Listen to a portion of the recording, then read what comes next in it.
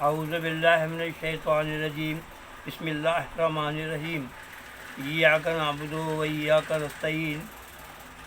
میرے عزیز ہم وطنوں، السلام علیکم۔ موجودہ وزیر اعظم اسلامی جمہوریہ پاکستان، السلام علیکم۔ جب آپ کامیاب ہوئے، اللہ تعالیٰ نے آپ کو اس پاک منصب کے لیے پسند کیا اور چنا۔ میں نے آپ کو مبارکباد کے ساتھ کچھ باتیں سمجھائی تھیں اور ان پر عمل کرنے کی آپ سے گزارش کی تھی، لیکن جو لوگ منصب پر ہوتے ہیں انہیں فقیروں کی، چھوٹے لوگوں کی باتیں پسند نہیں آتیں اور نہ موقع ملتا ہے سننے کا۔ آپ کو یہ علم ہونا چاہیے تھا کہ کوئی میٹھی چیز، شہد، مٹھائی، آم وغیرہ جو بھی مٹھائیاں ہوتی ہیں، ان پہ مکھیاں آتی ہیں اور اس میں زیادہ مکھیاں جو ہیں وہ گندگی پر بیٹھنے والی ہوتی ہیں، لیکن شہد کی مکھیاں بہت ہی قلیل ہوتی ہیں۔ یہ مثال ہے۔ اچھے لوگوں کا انتخاب آپ کا کام تھا۔ آپ اکثر بزرگ کا شکریہ ادا کرتے ہیں۔ آپ کو دیکھنا چاہیے تھا کہ کتنے پرسنٹ کام ہوئے ہیں یا نہیں ہوئے۔ جس پہلے دن میں نے مبارکباد یہ دی تھی کہ میں نے ایک بات یہ کہی تھی کہ شیخ رشید صاحب کے بارے میں بتایا تھا کہ یہ مخلص انسان ہے، یہ کام کرے گا، اور اس نے بڑی جانبداری سے کام کیا اور آپ کا ساتھ دیا۔ دوسرا آدمی جو آپ نے پنجاب کا وزیر اعظم بنایا، عثمان بزدار کو، یہ آپ کا بہت بڑا فیصلہ، بہت اچھا فیصلہ تھا۔ آپ کو میں مبارکباد اس معاملے میں دیتا ہوں، لیکن اگر ایسا نہ ہوتا تو پنجاب کی حالت بہت اچھی نہ ہوتی۔ یہ بہت اچھا ہوا کہ آپ نے ان کو وزیر اعلیٰ منتخب کیا اور یہ 4 سال مستقل آپ کے ساتھ ہو گئے ہیں ان کو کام کرتے ہوئے۔ آپ نے جو کلام پاک کی آیت ایاک نعبد پڑھ کر اپنی ہر تقریر شروع کی، لیکن اس کی روشنی میں کام نہیں ہو سکا۔ آپ نے جو مدینے کی ریاست کی حامی بھری تو وہ ایسی نہیں تھی، نہ اسلام میں ایسا ہے۔ جس مدینے کی ریاست کی بات آپ نے کی، اس میں کسی بھی سربراہ کا اس میں کام کرنے والے کو اتنی بڑی تنخواہیں نہیں ہوتی، بلکہ حضرت ابو بکر رضی اللہ تعالیٰ عنہ کا وظیفہ سب وظیفوں میں کم تھا۔ جب آپ نے اپنے کپڑے کی چادر چھوڑ کر یہ وظیفہ قبول کیا اور بہت تنگی سے اپنا گزارا کیا، بہت جانبداری سے ایک مثال قائم کی اور کام کیا۔ آج بھی کفار بھی ان خلفائے راشدین کی مثال دیتے ہیں کہ انہوں نے کبھی عوام کے حق میں حق نہیں مارا اور ان کے حق نہیں چھینا اور ان کو کبھی بھی ستایا نہیں۔ اس لیے پوری دنیا تا قیامت ان کو یاد رکھے گی۔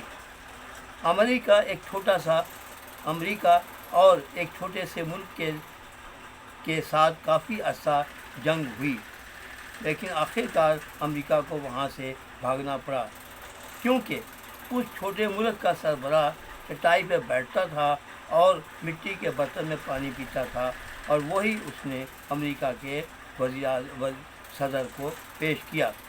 اس پہ متاثر ہو کر اس نے اپنی ہار مان لی۔ آپ نے اعلان کیا کہ میں قرضہ نہیں لوں گا، لیکن آپ نے لیا۔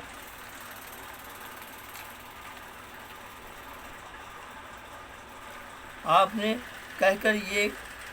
نے یہ فرمایا اپنی تقریر میں کہ میں گورنر ہاؤس یا پرائم منسٹر ہاؤس میں میں اتنے بڑے مکانوں میں نہیں رہوں گا، نہ رہنے دوں گا، لیکن آپ نے گورنر ہاؤس کی دیوار بھی گرائی اور پھر بنا دی، اور وہ اس پہ آپ پورا نہیں اترے۔ اور آج بھی وہ ایک شخص کے لیے گورنر ہاؤس گورنر صاحب رہتے ہیں۔ مدینے کی ریاست کے سامنے والے کے لیے جن کا فاقہ مدینہ ریاست میں رہنے والے لوگ 3 دن کا فاقہ کرتے تھے، اپنے عوام کے پیسوں کو استعمال نہیں کرتے تھے۔ مجھے آپ سے یہ امید تھی کہ آپ مدینہ کی ریاست بنائیں گے، تو میں نے لوگوں کو کہا کہ یہ میرا بیٹا ہے اور یہ ضرور یہ کام کرے گا اور بہت اچھا کام کرے گا، لیکن آج میرے اپنے لوگ کہتے ہیں کہ یہ آپ کے بیٹے نے کیا کیا، تو میں اس میں کیا کروں؟ تو اس کا میرے پاس ایک ہی جواب ہے کہ اگر بیٹا نافرمان نکل جائے تو باپ کیا کرے؟ اس کے علاوہ میرے پاس اور کوئی جواب نہیں۔ آپ کی غلطی میں کیونکہ آپ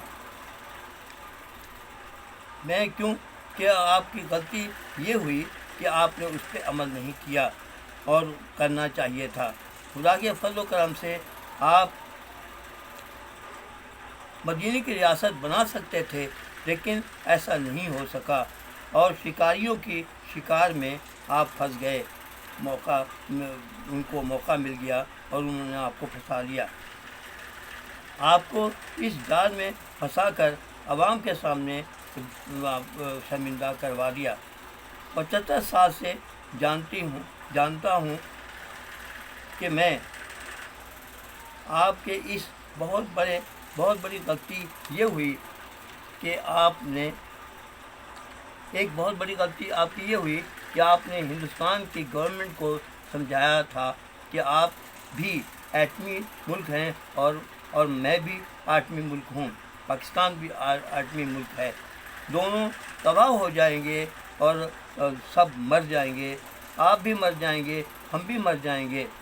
لیکن آپ یہ بھول گئے کہ مومن اگر اللہ اور اس کے رسول کے راستے پر چلتا ہے اور لڑتا ہے، تو ایمان کے راستے پر لڑتا ہے، تو وہ مرتا نہیں، وہ شہید ہوتا ہے، اور شہید ہوتا ہے تو اس کی زندگی یہیں سے شروع ہوتی ہے۔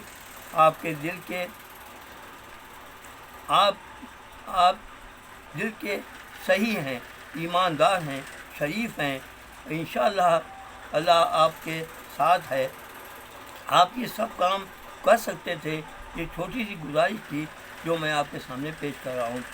دوسری ایک بہت بڑی آپ نے ایک مسٹیک ہوئی ہے کہ آپ نے فرمایا تھا کہ میں اور چیف جسٹس صاحب آرام سے نہیں رہیں گے جب تک ڈیم نہیں بن جائے گا۔ اس کے لیے آپ نے بہت سا پیسہ جمع کیا اور لوگوں نے بھرپور آپ کا ساتھ دیا۔ چیف جسٹس صاحب نے یہ کہا تھا کہ ہم ڈیم میں ہی ڈیم کے قریب ہی جھوپڑی ڈال لیں گے اور اس وقت تک رہیں گے جب تک ڈیم بن نہیں جائے گا۔ تو وہ کیا ہوا؟ نہیں بن سکا۔ یہ بھی عوام کو آپ سے شکایت ہے۔ میں امید کرتا ہوں آپ دل کے پاک ہیں، اچھے انسان ہیں، بے لوث آپ کام کرتے ہیں، لیکن یہ چھوٹی چھوٹی باتیں جو تھیں وہ آپ کے کانگزار میرا فرض بنتا ہے ایک شہری ہوتے ہوئے، ایک عوام میں سے میں آپ کے سامنے یہ بات پیش کر رہا ہوں۔ اگر آپ کو برا لگے تو معاف کر دیجیے گا۔ دیکھیے بات یہ ہے کہ محمد سے وفا تو ہم تیرے ہیں، یہ جہاں چیز کیا ہے جو قلم تیرے ہیں۔ یہ بات جب تک صحیح نہیں ہوگی ہم لوگ کوئی بھی ترقی نہیں کر سکیں گے۔ اس لیے یہ ہے کہ آپ سے گزارش ہے کہ آپ ایک دفعہ اس معاملے میں چھلانگ لگا دیں۔ آپ مقابلے کے تو شوقین، آپ یہ مقابلہ کریں کہ آپ مدینہ کی ریاست بنا کے پیش کر دیں۔ خود اچھا نہ کھائیں، اچھا نہ پہنیں، اچھا نہ کھلائیں، اچھا نہ پہنائیں، اچھی رہائش نہ لیں، یہ سب کچھ آپ کر سکتے ہیں۔ آپ کے پاس موقع ہے۔ اللہ پاک آپ کو صحت دے، تندرستی دے اور توفیق عطا فرمائے کہ یہ کام آپ کر دیں جو 75 سال میں نہیں ہو سکا، اور یہ کام آپ کر دیں گے تو اللہ تعالیٰ اپنی بڑی رحمتیں کر دے گا۔ یہ میرا پیغام تھا، لوگ آپ کے ساتھ شیئر تھا۔ اگر غلطی ہے تو معاف کیجیے گا۔ پاکستان آپ کے سامنے ہے، پاکستان کی عزت ہے تو ہم سب ہیں۔ اللہ پاک پاکستان کو قائم دائم رکھے۔ یہ میرا چینل ہے، اس کو سبسکرائب کریں اور اس پہ بیل پہ کلک بھی کریں تاکہ آپ یہ میرا چینل دیکھ سکیں۔ میں آپ سے ساتھ ایک چیز اور کرتا ہوں، دعا کرتا ہوں یا باری تعالیٰ اپنے حبیب پاک کے صدقے میں آپ کو حوصلہ عطا فرمائے، ہمت دے کہ آپ ہماری قوم کے لیے، پاکستان کے قوم کے لیے کچھ کر سکیں اور کر دیں، یا آپ کر سکتے ہیں، آپ کے پاس موقع ہے، اور اللہ تعالیٰ آپ کو ہدایت عطا فرمائے کہ آپ یہ کام کر دیں۔ میرا فون نمبر ہے 0321 450 8261، اور میں سید محمد یامین نام ہے میرا۔ اگر کوئی غلطی ہے تو معاف کر دیجیے گا، عوام سے بھی معافی مانگتا ہوں، لیکن یہ باتیں آپ تک پہنچانا لازمی تھی۔ پاکستان زندہ باد، پاکستان زندہ باد۔